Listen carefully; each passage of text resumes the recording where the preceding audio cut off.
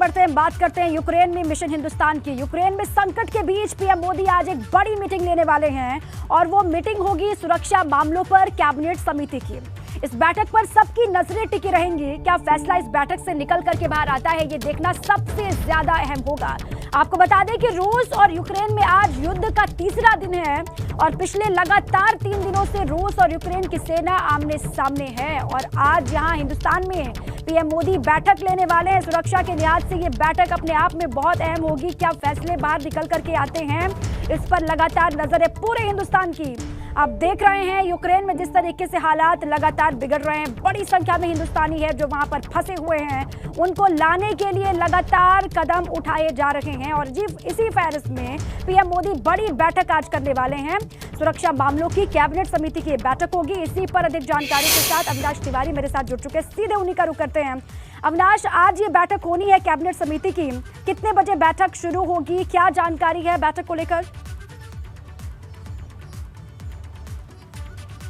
देखिए, अगर बात करें तो 12:05 पर कैबिनेट सुरक्षा समिति की बैठक होगी जिसमें तमाम सारे मसलों को लेकर के बातचीत की जाएगी। इसके बाद अगर बात करें उसके तुरंत बाद कैबिनेट की बैठक होगी जिसमें जो भी फैसला लिया जाएगा वो कैबिनेट के तमाम सारे सदस्यों को ब्रीफ किया जाएगा और बताया जाएगा किस तरीके से यूक्रेन में जो भारतीय फंसे हैं उनको निकालने के लिए सरकार प्रयासरत है। इसी के साथ अगर बात करें, सरकार लगातार ये कोशिश कर रही है कि जितने भी लोग यूक्रेन में फंसे हैं वो पड़ोसी मुल्क में पहुँच सके। इसी के कड़ी में अगर बात करें तो कल 400 के ऊपर छात्र रोमानिया और पोलैंड पहुँच चुके हैं और उनको लेने के लिए आज एयर इंडिया के 2 विशेष विमान हंगरी और इसके साथ साथ अगर बात करें तो रोमानिया पहुंचेंगे और वहां पे जो तमाम सारे भारतीय पहुंच चुके हैं उनको वापस लेकर भारत लाया जाएगा। तो ये एक बड़ी कामयाबी है भारत सरकार की कि वहां पे जितने भी छात्र फंसे हैं उनको जो पड़ोसी मुल्क है वहां पे पहुंचाया जा रहा है जिससे कि वहां से फिर सुरक्षित तरीके से भारत लाया जा सके। क्योंकि यूक्रेन में लगातार युद्ध चल रहा है और रशिया वहां पे लगातार एयर स्ट्राइक कर रहा है, इस वजह से वहां पे एयर ट्रैफिक नहीं है, लिहाजा जितने भी भारतीय यूक्रेन में हैं उनको बसों के द्वारा और तमाम अन्य साधनों के द्वारा जो पड़ोसी मुल्क है वहां पे पहुंचाया जा रहा है, जिनमें खासतौर से अगर बात करें तो हंगरी है, पोलैंड है, रोमानिया है, ये तमाम सारे देश हैं। इन देशों से भी भारत ने बात की है कि जितने भी भारतीय यूक्रेन से आ रहे हैं उनके देश में उनको सुरक्षित पास दिया जाए और सुरक्षित पैसेज दिया जाए जिससे कि वो देश के अंदर इंटर कर सके और फिर वहां से उनको सुरक्षित वापस भारत लाया जा सके। क्योंकि कल 400 के ऊपर छात्र रोमानिया और हंगरी पहुंच चुके हैं तो उनको लेने के लिए आज एयर इंडिया का विशेष विमान जाएगा और 400 के ऊपर इन छात्रों को भारत वापस लाया जाएगा। बाकी और जो लोग भी फंसे हुए हैं उनको निकालने के लिए लगातार प्रयास किया जा रहा है। एयरफोर्स को भी स्टैंड बाई में रखा गया, अगर जरूरत पड़ी तो एयरफोर्स के बड़े विमानों का भी इस्तेमाल किया जाएगा तमाम सारे जो यूक्रेन में फंसे लोग हैं उनको वापस लाने के लिए। आज जो बैठक होगी उसमें भारत सरकार ये रणनीति बनाएगी कि किस तरीके से यूक्रेन में जो भारतीय फंसे हुए हैं उनको वापस निकाला जाए। भारत सरकार लगातार यूक्रेन से चाहे बात हो, चाहे अगर बात करें रशिया से हो या फिर जो जितने भी पड़ोसी मुल्क हैं उन तमाम सारे देशों से बातचीत कर रहे हैं जिससे कि तमाम सारे जो भारतीय यूक्रेन में फंसे हुए हैं। बिल्कुल अविनाश, लगातार कोशिशें तमाम हो रही हैं, जो हिंदुस्तानी वहां पर फंसे हुए हैं उनको लाया जाए और जो यूक्रेन से लगते हुए अलग अलग देश हैं उनसे भी संपर्क लगातार साधा जा रहा है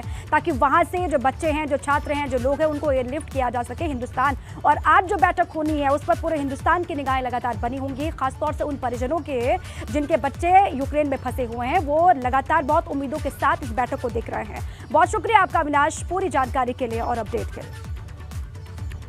युद्ध के हालातों के बीच मुसीबत उन छात्रों के लिए सबसे ज्यादा इस वक्त है जो यूक्रेन में फंसे हुए हैं। वो पढ़ाई के लिए वहां पर गए हुए थे लेकिन युद्ध की वजह से अब वो वहां पर बेहद परेशान हैं। वो वतन वापसी करना चाहते हैं, कुछ छात्र वतन वापस आ भी गए हैं। हम आपको यूपी के 6 अलग अलग जिलों की तस्वीरें दिखा रहे हैं, ये देखिए। इन तस्वीरों के जरिए समझिए वतन वापसी की खुशी और यूक्रेन में युद्ध के बीच छात्रों के मन की टीस क्या है। पहली तस्वीर इटावा की आपके सामने हमने रखी है। एमबीबीएस की छात्रा तेजस्विता की वतन वापसी पर उनका पूरा परिवार काफी खुश है और उन्होंने अन्य छात्रों को भी यूक्रेन से निकालने की अपील की है सरकार से। दूसरी तस्वीर मुजफ्फरनगर की आपको हम दिखा रहे हैं। मुजफ्फरनगर के ऋतिक पांचाल भी उन छात्रों में से एक हैं जो सकुशल हिंदुस्तान वापस लौट आए हैं। तीसरी तस्वीर कानपुर की आपको हम दिखा रहे हैं, कानपुर देहात की तीसरी तस्वीर है। यहाँ जानवी का परिवार दुखी है क्योंकि उनकी बेटी अभी भी वहीं पर फंसी हुई है। चौथी तस्वीर आपको दिखा रहे हैं पीलीभीत की है। यहाँ की रहने वाली रश्मि भी यूक्रेन में फंस गई है मगर अब वो लौट आई, पहले वहां पर फंसी थी उसके बाद हिंदुस्तान वापसी हो गई है। और पांचवी तस्वीर है महाराजगंज की जहाँ दिव्या जायसवाल का परिवार उनकी वतन वापसी पर काफी भावुक है। और छठी तस्वीर कन्नौज की आपको दिखा रहे हैं। कई छात्र छात्राएं यूक्रेन में फंसे हैं और उन्होंने अब सरकार से मदद की गुहार लगाई है।